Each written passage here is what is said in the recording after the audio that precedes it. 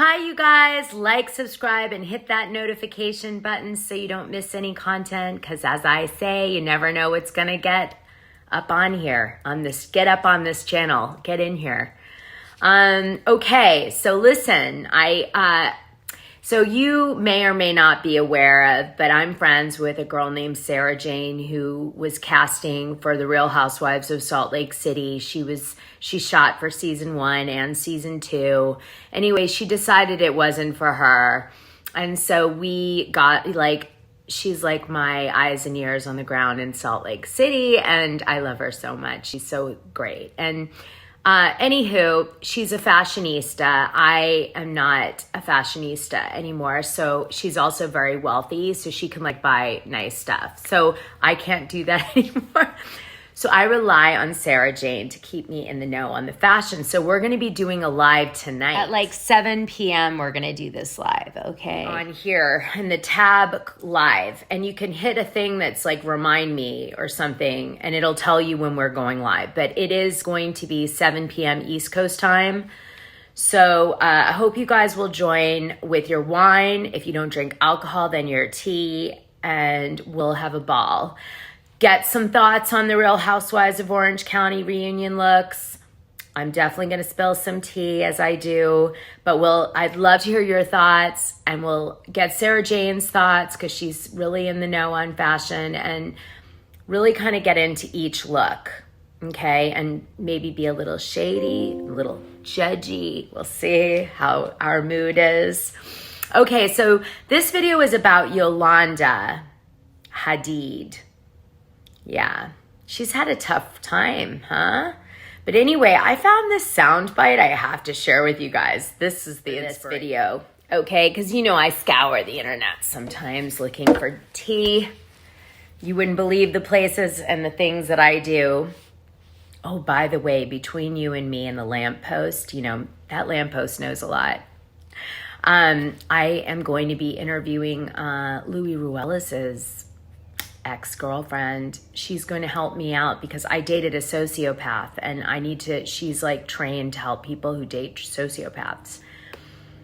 She's a social worker, so I'm going to be asking for her help. You never know what else will come out during that conversation, but I have a sociopath that I need to I still have PTSD over. So I need her help. So anyway, that's coming up on Dishing Drama. Dana, get in that Patreon. I keep telling you guys, when you're in there, if you get lost, I know sometimes people, the number one reason people don't stay is they can't figure it out.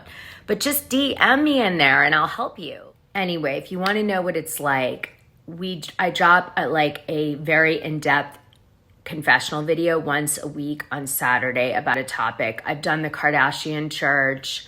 I did Brett Ratner. I've done Bill Gates. I do a different one each week. Then I do the podcast, of course, which is next level juicy gossip. And the guests and people on the show come on knowing they're going to spill the tea. So it's they have that. That's why it's harder for me to get guests, because they have to be ready. But that's what they do. And it's really fun. And that's dropped every Sunday on the Patreon. And then in between, during the week, I drop posts or legal documents. And so you can read and see evidence for yourself, sometimes blinds or gossip I'm sent. Oh, and Tuesdays, I drop a 1-hour, no sound effect, deep audio. That's a traditional podcast of me alone, just telling you current events and also stuff that I've been sent that's secret. You guys might remember that I did a video about Yolanda and Zayn Malik's shoving thing and fight. I'm going to put that in the description of this video because it has all the detail and stuff, and you should do an analysis of it before you listen to this one if you haven't. But for the purposes of this video, I'm going to just quickly tell you the high-level story. So Yolanda goes to Gigi's house, her daughter, and she does not call first, and she doesn't ring the doorbell, and she's not doesn't announce herself in any way, just goes in, and which is a little strange just because there's a security guard there, but let's just say that he lets her in because it's the mom. Anyway, she goes to the house, and Zayn is there, and he's doing his music. Gigi's not there. She's in Paris, conveniently. And so a fight breaks out between Malik and Yolanda. And he loses his temper and he shouts and he screams and he pushes Yolanda into supposedly a drawers of a bureau. Now, Zayn denies it, but does plead guilty to like harassment, and he denies touching Yolanda, but Yolanda says that happened. But he does plead guilty just to settle it to the harassment allegations. Anyway, Gigi and him break up after this occurs. This is like in November, which is a shame in a sense, because I feel like Gigi and Zayn obviously had a strong connection. They had a baby together. Anyway, so this blind comes out on Bravo and Cocktails, and the blind I'll post in a minute, but the gist of it is that an assistant that used to work for Yolanda is stating that Yolanda made it all up and that she never was pushed into the drawers, and she did it to get Zayn deported to his country, which is England. Now, this is, if true, really terrible, because think of the professional things he would be denied if he got deported. If you're deported over a felony or misdemeanor, you're basically not able to come back in the United States, which is like where you make, as a musician, most of your money, because it's a huge territory. It's like you make most of your money touring here and everything. So, I mean, if this is true, wow, the dark side of Yolanda. Ooh, wouldn't want to be on her dark side. Anyway, so I guess Gigi sides with her mom. They break up, and they're figuring out co-parenting. And we haven't really heard much more about it because Zayn is pretty private. He didn't even like when Yolanda was posting pictures of their Gigi and his baby. So he's private.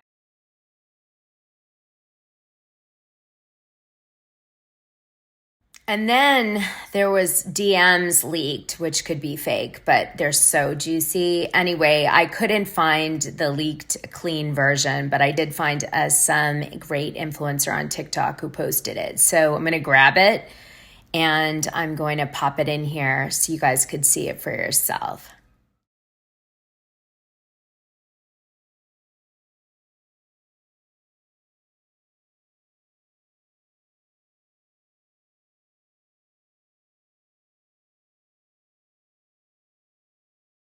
So I was doing research for another video and I came upon this soundbite and I thought, wow, David Foster's kids didn't really like Yolanda that much, which to me was a bit surprising because even though I have a sociopathic ex, his daughter and I are tight. Like, she's like my daughter. Like, I would die for her. So like, and she would have my back to the end. So what does that like say when the two daughters of David Foster both turn on Yolanda the minute they break up? Now let me play you what they say because it sums up why they think David Foster and Yolanda really broke up. And I've got to play this. So this is from the Jenny Mcarthy show like 5 years ago.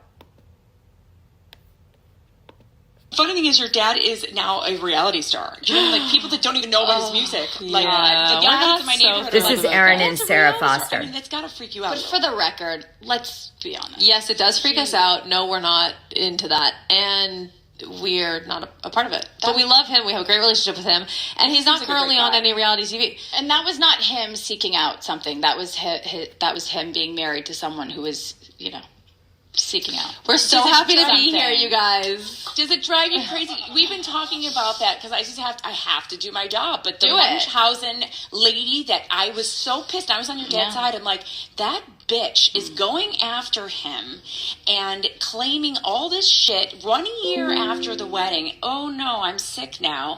And then she gets a divorce and now she wants alimony after signing a prenup. And now all of a sudden she's healthy again. Right? It's weird how quickly you can get healthy when it's convenient. Anyway, there were a few other gems I'm going to grab. I'm going to do a video in a minute about the stuff that Holly Madison and Kendra were saying against each other. It kind of follows the last video I just did. So all this stuff is still relevant because it's still being talked about. which is why we need to revisit it. Just saying. Okay, so anyway, what do you think? I mean, could that be like, obviously David Foster's daughters don't believe Yolanda was really sick. Now, Yolanda has gone, above and beyond in trying to show that she was sick, and years after still like dealing with the health issue. And, I've talked about that before on the Patreon.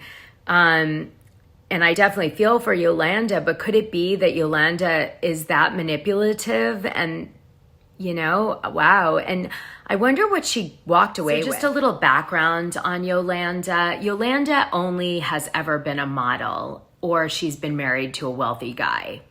Her dad passed away in a car accident when she was young, and I think that left her feeling always concerned, probably for just feeling safe, right?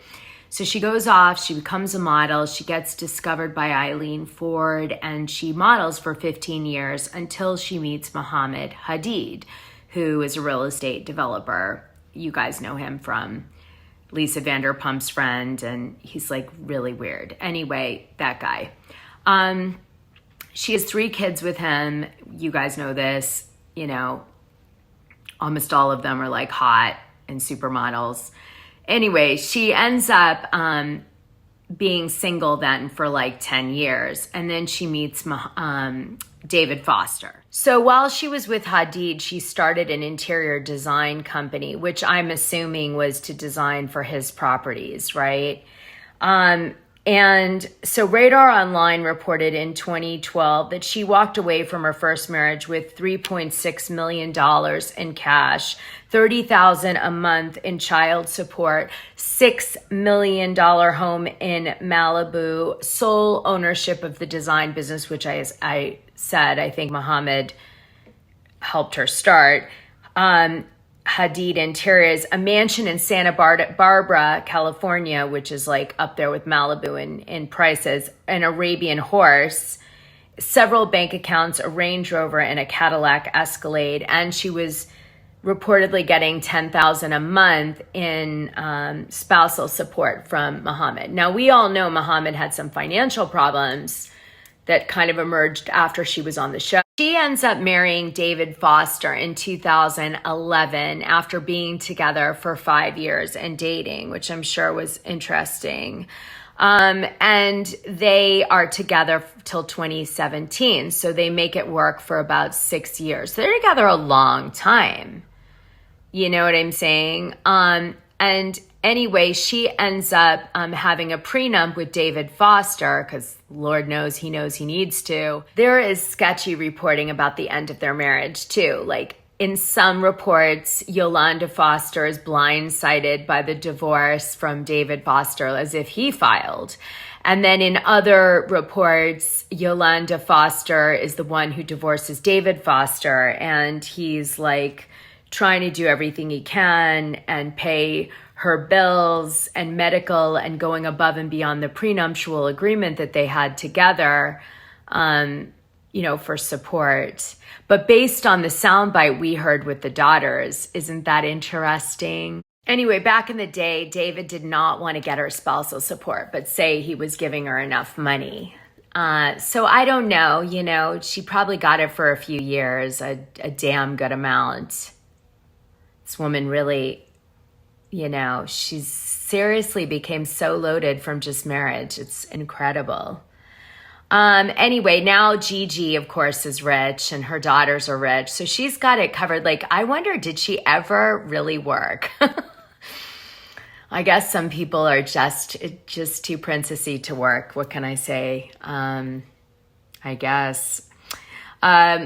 Anyway, I guess that's the vibe we're getting. Ooh, I just found some gossip about Mohammed I didn't know. That's exciting. I'll do another video though, so you guys can like take a break in between. Ooh, fun, fun, fun. Like, subscribe, and hit the notification button. Boy, isn't Hollywood scandalous? It's so incestuous.